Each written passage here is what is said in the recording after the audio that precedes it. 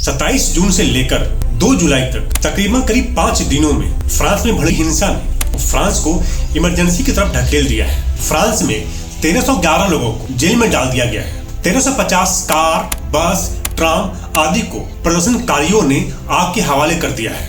234 इमारतों में, police station में, लाइब्रेरी में प्रदर्शनकारियों ने आग लगा दिया है, जिसमें से कई सरकारी अफसरों के भी घर हैं। फ्रांस में 45 से 50 हजार पुलिस केवल पेरिस में ही सड़कों पर प्रदर्शनकारियों को रोकने के लिए आ गई है।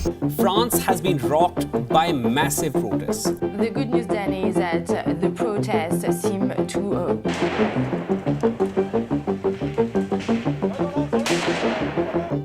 फ्रांस की राजधानी पेरिस के उपनगर नानतेरे में सुबह करीब 11 बजे एक कार तेजी से दौड़ती हुई सड़क पर ट्रैफिक पुलिस को दिखाई देती है और फ्रांस की ट्रैफिक पुलिस उस कार को रोकने के लिए आगे बढ़ती है। कार थोड़ी दूर आगे जाकर के रुक जाती है। ट्रैफिक पुलिस अब कार ड्राइवर को गन पॉइंट पर लेकर उसे उतरने के लिए कहने लगते हैं। अब कार ड्राइवर इतने पुलिस वालों को देखकर डर जाता है। अब उसको लगता है कि उसके कार से किसी शख्स का एक्सीडेंट हो गया है, इसलिए इतनी पुलिस उसके पास आकर उसे गन पॉइंट पर ले लेती है और इसी डर में और पुलिस वालों से अपना पीछा छुड़ाने के लिए वो शख्स अब कार को भगाने की कोशिश करने लगता है। ट्रैफिक पुलिस अब उस कार को रोकने के लिए कहने लगते हैं, लेकिन वो शख्स कार को नहीं रोकता। इतने में ही एक पुलिस वाले शख्स ने उसके ऊपर गोली चला देता है। आगे जाकर कार का एक्सीडेंट हो जाता है और कार में बैठे शख्स की वहीं पर उसकी मृत्यु हो जाती है। आपने अमूमन देखा होगा ट्रैफिक पुलिस के पास एक छड़ी होती है जिससे कारों को रोकता है, या फिर उसके पास सीटी होती है जिससे कारों को रोकता है। लेकिन फ्रांस में सीटी तो होती है, लेकिन फ्रांस पुलिस के पास गन भी होती है जिससे कई बार वो लोगों को शूट भी कर देते हैं और इसी गन फायरिंग में कार में बैठे शख्स की मृत्यु हो जाती है। जिस व्यक्ति की मृत्यु हुई उसकी पहचान नाहेल म्यूजिक के रूप में होती है, जिसकी उम्र केवल 17 साल था। अमूमन कभी हमारे साथ भी ऐसा हो तो हम भी डर जाएं, लेकिन वो लड़का केवल 17 वर्ष का था, इसलिए वो लड़का डर गया और उसी डर की वजह से उसने कार को आगे बढ़ाने की कोशिश की।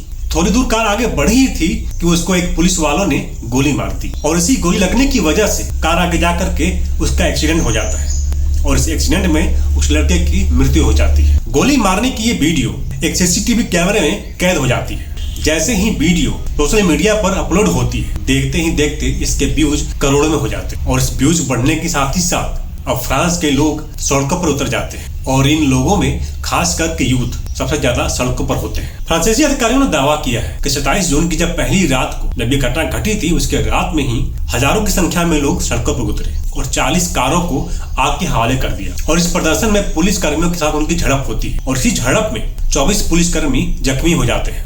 दूसरे दिन 28 जून को ये प्रोटेस्ट पेरिस के अलग अलग इलाकों में फैलने लगता है। जबकि पहले दिन केवल हजारों की संख्या में लोग थे, वहां लाखों की संख्या में लोग इकट्ठा होने लगते हैं और ये प्रोटेस्ट धीरे धीरे काफी बड़ा होने लगता है। 27 जून से लेकर 2 जुलाई तक तकरीबन करीब 5 दिनों में ये आंदोलन इतना बड़ा हो जाता है कि कई वरिष्ठ पत्रकार फ्रांस की सबसे बड़ी प्रोटेस्ट भी कहने लगते हैं। इस प्रदर्शन को देखने के बाद फ्रांस की सरकार ने बस, ट्राम, मेट्रो आदि को केवल शाम 6 बजे तक ही चलाने का निर्देश देती है। अब तक इस आंदोलन में फ्रांस में सरकारी इमारतों, पुलिस स्टेशनों, लाइब्रेरी, कारों और बसों को भारी नुकसान पहुंचा है। अगर फ्रांस के सरकारी आंकड़ों को माने तो फ्रांस में अब तक 27 जून से लेकर 2 जुलाई तक तकरीबन 5 दिनों में 2000 लोगों को अरेस्ट किया गया है। तकरीबन करीब 2560 जगह आगजनी हुई है, इमारतों को आग लगाया गया है और इतनी ही जगह प्रदर्शनकारियों और पुलिस के बीच झड़प हुई है। एक रिपोर्ट की माने तो 234 इमारतों को आग के हवाले कर दिया गया है, जिसमें सरकारी इमारतें भी शामिल हैं, पुलिस स्टेशन, लाइब्रेरी और कुछ स्कूल भी शामिल हैं। और इस प्रदर्शन को रोकने के लिए 45 से 50 हजार की पुलिस अब फ्रांस की सड़कों पर उतर आई है। बीबीसी की रिपोर्ट के अनुसार 1 जुलाई शनिवार का दिन था। फ्रांस की राजधानी पेरिस की सड़कों पर हजारों पुलिस वालों को तैनात किया गया था। वहीं मार्साई में 1 जुलाई की रात को प्रदर्शनकारियों और पुलिस वालों के बीच झड़प हुई थी। इस बीच पेरिस के उपनगरीय इलाके में लोयले हेज में प्रदर्शनकारियों ने मेयर विसेंट जेबरा के घर में आग लगाने की कोशिश की, जिसमें प्रदर्शनकारियों ने एक कार को उनके घर से टकरा दिया और आग लगाने की कोशिश की। जिस वक्त उनके घर पर यह हमला हुआ उस वक्त मेयर अपने ऑफिस में थे और उनकी पत्नी उनकी घर पर थी। उनकी पत्नी घर से बाहर निकलने की कोशिश करने लगी और इसी में वो घायल हो गई। बीबीसी की रिपोर्ट की माने प्रदर्शन में कुछ कमी आई है, लेकिन सभी यातायात अभी बंद है और पुलिस की मौजूदगी बढ़ाई जा रही है। और इसी बीच निहाल की दादी नादिया ने आंदोलनकारियों से शांति बनाए रखने की अपील की है। उन्होंने कहा है कि नाहेल की मौत को एक बहाने की तरह इस्तेमाल किया जा रहा है। आगे वो कहती हैं कि वो लोग नाहेल का बहाना बनाकर हिंसा कर रहे हैं। नाहेल मर चुका है, मेरी बेटी में सांस नहीं है, मेरी बेटी भी खो चुकी है, उसमें जान बाकी नहीं है। नाहेल की मौत से फ्रांस में इतना हंगामा क्यों हुआ? अब सवाल ये उठता है कि नाहेल की मौत से फ्रांस में इतना हंगामा क्यों हुआ?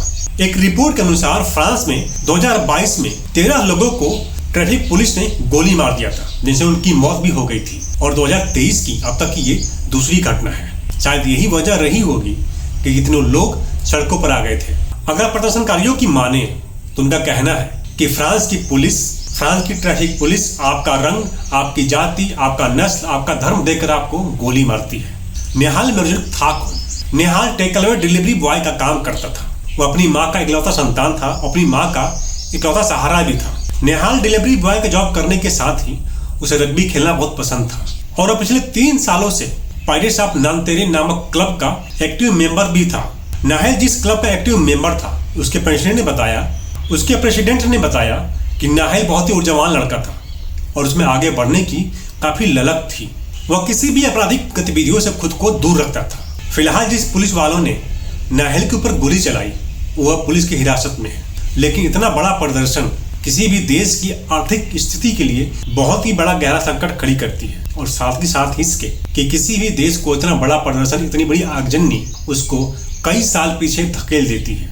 और उससे भी बड़ी बात ये कि किसी भी देश में नस्लीय भेदभाव या फिर जातिवाद भेदभाव बहुत ही खतरनाक तरीके से एक्सपेंड करता है। और यही वजह है कि फ्रांस इतनी विकसित होने के बाद भी उसके यहाँ इस तरीके की हमले होते रहते हैं। वीडियो कैसा लगा कमेंट करके आप लोग जरूर बताइए और इस चैनल को आप लोग सब्सक्राइब जरूर कीजिए। मिलते हैं अगले वीडियो में, तब तक के लिए जय हिंद।